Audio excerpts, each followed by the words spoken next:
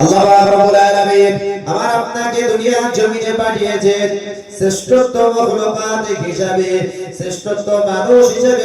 আল্লাহর বান্দা শুনে রেখে দিন, জেনে রেখে দিন, আল্লাহ পাক রব্বুল আলামিন আমাকে আপনাকে শ্রেষ্ঠত্ব দান করেছেন বটে, কিন্তু আমাকে আপনাকে ভাবতে হবে শ্রেষ্ঠত্ব মাতা হিসেবে, শ্রেষ্ঠ বান্দা হিসেবে দান করেছেন, পৃথিবীর জমিনে পাঠিয়েছেন। এর জন্য আমার আপনার তো একটু ভাবনা চিন্তাটা করার দরকার ছিল।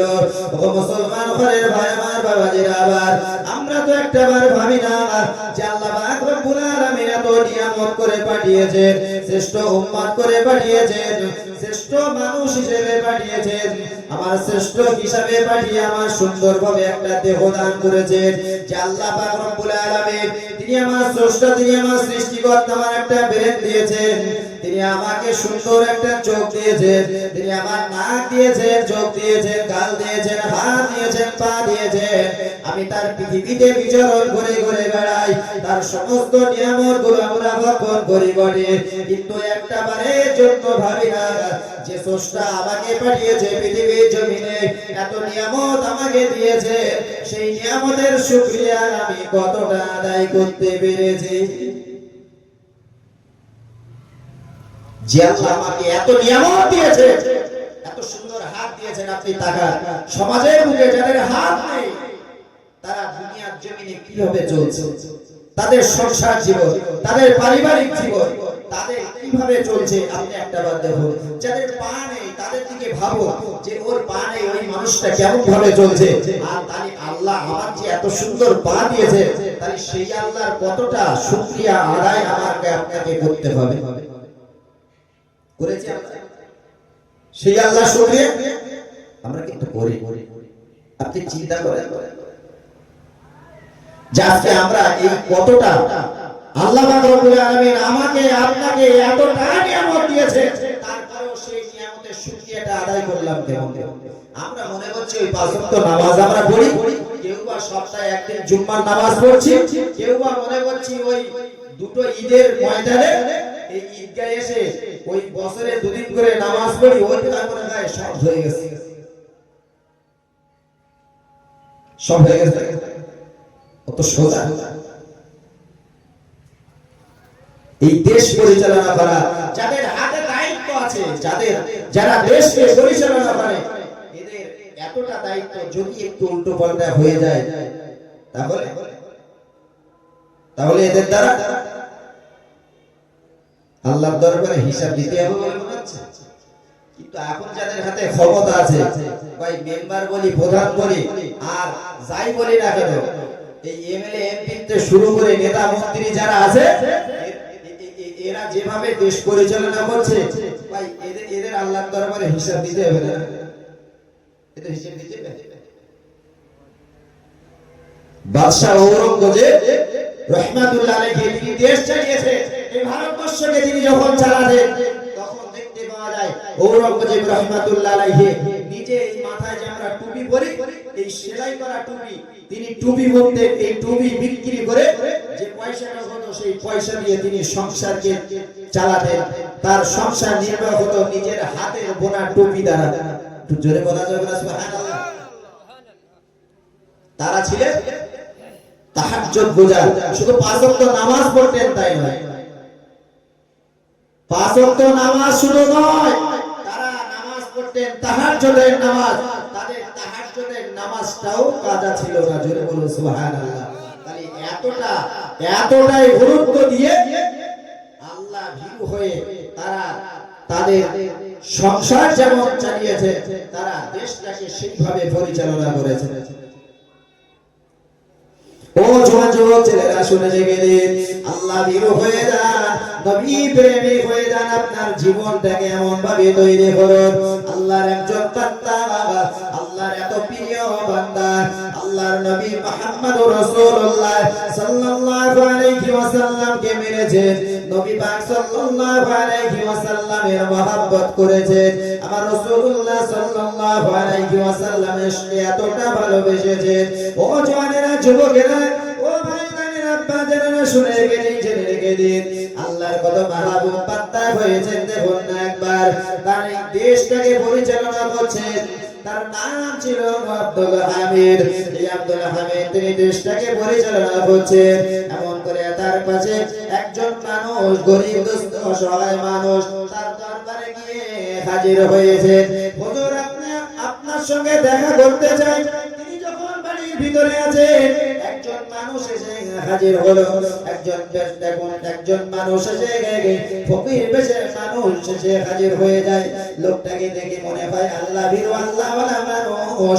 আল্লাহওয়ালা মানুষটা এসে হাজির হয়ে তার বাড়ির একজনকে বলল, তার বাড়ির তার সৈন্য সম্বন্ধ যারা থাকে তাদেরকে ডেকে ডেকে বলেছিলেন, হুজুর, আপনার সঙ্গে একজন ব্যক্তি এসেছে, আপনার সঙ্গে দেখা করতে চান, আপনি তার সঙ্গে একটু দেখা করবেন কিনা বলুন। বলে কে মানুষটা? বলে মানুষটা এসে বলছে আল্লাহ নবী সাল্লাল্লাহু আলাইহি ওয়াসাল্লাম পাঠিয়েছে আপনার সঙ্গে দেখা করার জন্য। কার নাম করলে? আব্দুল হামিদ সাহেবের কাছে বলছেন যে হুজুর, জাহাবানা, আপনার সঙ্গে একজন দেখা করতে এসেছে। তিনি বলছেন আল্লাহর নবী সাল্লাল্লাহু আলাইহি ওয়াসাল্লাম তাকে পাঠিয়েছে দেখা করার জন্য। আপনি কি তার সঙ্গে দেখা করবেন? কার নাম করলেন? বিশ্বনবীর নাম। আর বিশ্বনবীর নামটা যেই করেছে, সঙ্গে সঙ্গে এই আব্দুল হামিদ সাহেব রাহমাতুল্লাহ আলাইহি উঠে দাঁড়িয়ে বললেন, কি বললেন? আল্লাহর নবী পাঠিয়েছে। আল্লাহর নবীর নাম শুনে সঙ্গে সঙ্গে তাজিমে দাঁড়িয়ে পড়লেন। আমরা যখন দেখি কোন জায়গায় আমরা যাই, থানা বা কোন বড় বড় অফিসে, দেখি যে সমস্ত মানুষরা বড় মাপের মানুষ যদি শুনে এসেছে, সঙ্গে সঙ্গে তার তাজিমে উঠে দাঁড়ায় না? কি দাঁড়ায় তো না?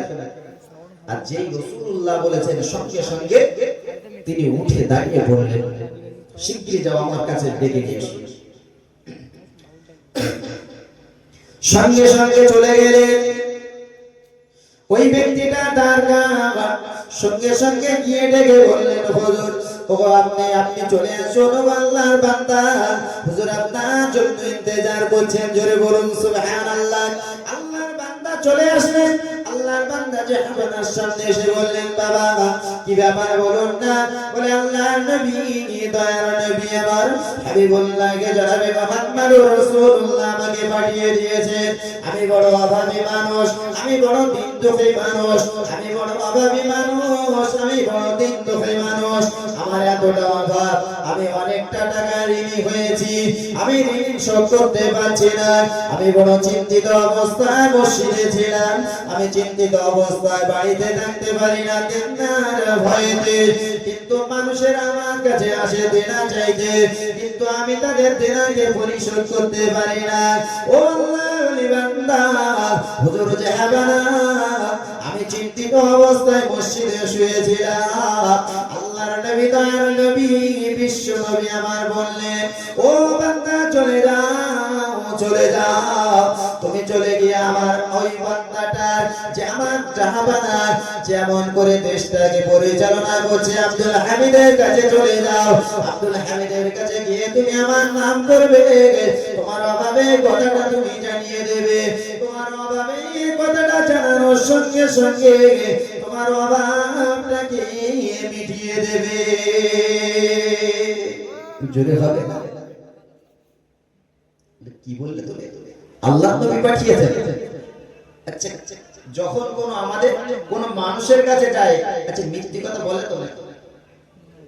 হয়তো আমাদের কাজ হাসিল করার জন্য মানুষ মিথ্যে কথা বলে তো, হয়তো পাঠায়। আপনারা ধরেন আপনাদের ইমাম সাহেবকে ভালোবাসেন, তা আপনি জানেন যে হয়তো ইমাম সাহেবের নাম করলে একটা জিনিস সঙ্গে সঙ্গে দিয়ে দেবে। তা আপনি ইমাম সাহেবের নাম করে অনেক মানুষ নাম ভাঙিয়ে খায় না? অনেক মানুষ অনেক মানুষকে ভয় করে, অনেক মানুষ অনেক মানুষকে ভয় করে। আর এই যে ভয় করে, এই ভয় করার কারণে অনেক মানুষ তাদের নাম ভাঙিয়েও খায়। এই জানিস অমুকের লোক বলো, আমি অমুক কিন্তু আমার আত্মীয় হয়, অমুক আমার খালু হয়, এরকম মানুষ বলে, নাম ভাঙিয়ে খায়। আচ্ছা, এই প্রকৃত নবীর সঙ্গে সাক্ষাৎ হয়েছে কিনা, বিশ্ব নবী তাকে পাঠিয়েছেন কিনা, জানবেন কিভাবে? কি করে জানলেন? আল্লাহর বান্দা ওই সময়তে বললেন, বাবা কি বললে তুমি বলো না। বলে আল্লাহর নবী বিশ্ব নবী আমার আপনার কাছে পাঠিয়েছেন হুজুর, কিন্তু আল্লাহর নবী বিশ্ব নবী আমার জানিয়েছেন আপনার প্রতি বিশ্ব নবী আমার অসন্তুষ্ট আছে, আপনার বিষয়ে আমার কাছে অভিযোগ করেছে। হুজুর আপনার নামে আমার কাছে অভিযোগ করেছে। বলে কি অভিযোগ তুমি বলো না। বলে হুজুর আপনি যে এমন করে বিশ্ব নবী জনাবে মুহাম্মদুর রাসূলুল্লাহ সাল্লাল্লাহু আলাইহি ওয়াসাল্লামের নামে প্রতিদিন ঈশা নামাজের পরে তাহাজ্জুদের নামাজটা আপনি আদায় করেন, আর তাহাজ্জুদের নামাজটা আদায় করার পরে যখন আপনি ঘুমিয়ে যান তার আগে 1000 বার করে বিশ্ব নবীর দরবারে বিশ্ব নবীর নামে আপনি দরুদ শরীফ পড়েন। কিন্তু আগামীকাল আপনি 1000 দরুদ পড়েননি, যে কারণে বিশ্ব নবী আপনার নামে আমার কাছে অভিযোগ করেছে। আপনার জন্য আল্লাহর নবী অসন্তুষ্ট প্রকাশ করেছে।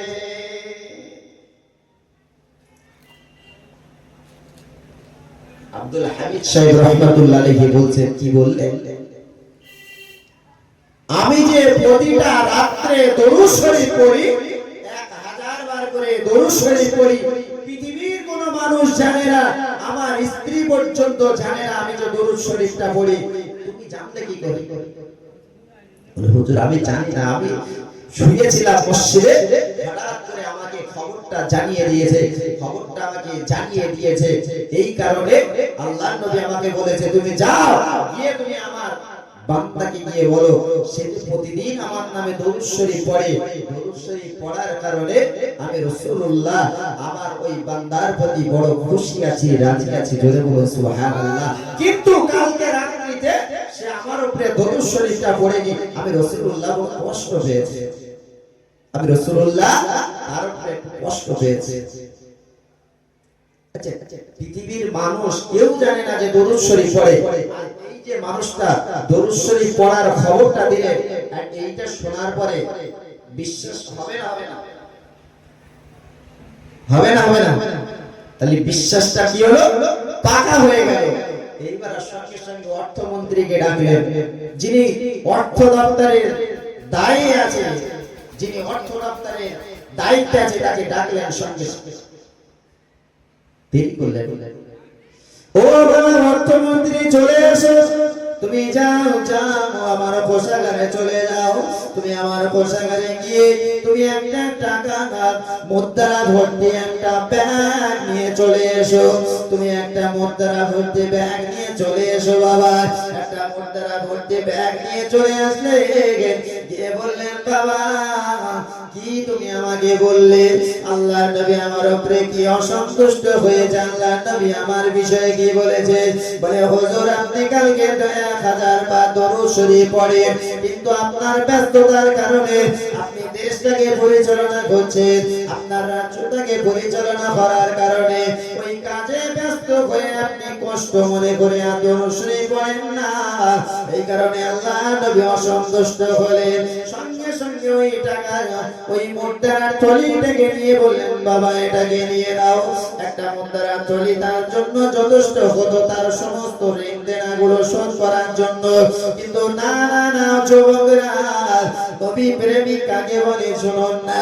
আজকে দেশ পরিচালনা করছে যারা, একটা মেম্বারের হাতে সামান্য কিছু অর্থ, সামান্য টাকা আসলে সে আর দেশের চিন্তা করে না, দেশের মানুষের চিন্তা করে না, গ্রামের মানুষের উপকার হবে কিনা এই চিন্তা একটা বার করে না। নিজের কিভাবে চলবে, নিজের কিভাবে পকেটটা ভর্তি হবে, এই চিন্তা নিয়ে, চেতনা নিয়ে সে ব্যস্ত থাকে কি থাকে না? কতটা নবী প্রেমিক, কতটা আল্লাহ ভীরু। আব্দুল হামিদ রাহমাতুল্লাহ আলাইহি হুজুর আমার সঙ্গে সঙ্গে আবার বললেন, বাবা ছেলে, বাবা বলুন না তুমি বিশ্ব নবী আমার কি ব্যাপার, আমার ব্যাপারে কি অভিযোগ জানিয়েছে? বলে তোমার ব্যাপারে অভিযোগ জানিয়েছে তুমি দরুদ শরীফটা পড়োনি বলে। আমার অর্থমন্ত্রীকে বললেন, বাবা অর্থমন্ত্রী চলে যাও, চলে যাও আমার কোষাগারে চলে যাও, আমার কোষাগার থেকে তুমি আবার একটা মুদ্রার থলি ভর্তি নিয়ে এসো, একটা মুদ্রা ভর্তি থলি নিয়ে এসো, আবার এই ব্যক্তিকে নিয়ে দিয়ে দাও। দ্বিতীয়বার আবার জিজ্ঞাসা করলেন, বাবা বলুন না আল্লাহ নবী আমার জন্য কি অভিযোগ করেছেন, আমার ব্যাপারে কি বলেছেন? বারবার আমার নবী আমাকে বলেছেন, আমার নবী আমার জন্য অভিযোগ করেছেন। বিশ্ব নবীর কথাটা এতবার শুনতে মনটা চায়, বারবার শুনতে মনটা চায়, সঙ্গে সঙ্গে আবার অর্ডার দিয়ে দিলেন, এক এক করে তিনটা মুদ্রা ভর্তি থলি নিয়ে ওই ব্যক্তিটাকে দিয়ে দিলেন। আল্লাহুম্মা